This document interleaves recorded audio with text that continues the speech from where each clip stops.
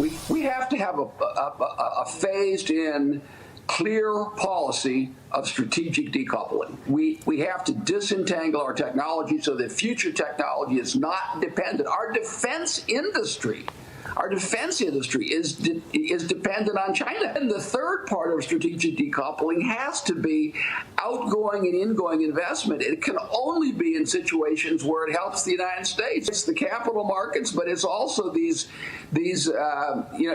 individual investors. Yeah. We should have a clear policy where if they invest here, it's in our interest.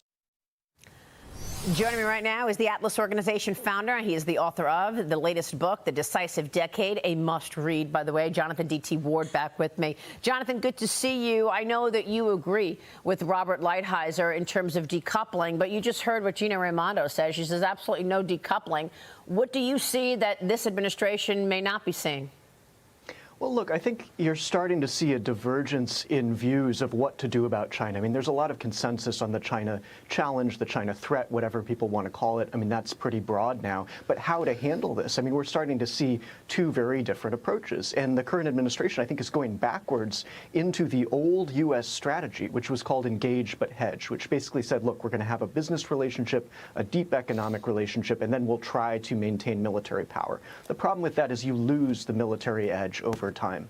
And their adjustment to that is this idea of a small garden, high fence, meaning there are just a handful of key technologies and industries that we need to protect. I mean, most importantly, among those being semiconductors, quantum, AI, those sorts of high-tech things. But I think the problem is it misunderstands that this is a much, much broader competition for power, one that Beijing is going to wage through real global economic strategies. And I think their approach simply fails to deal with Beijing's actual grand strategy.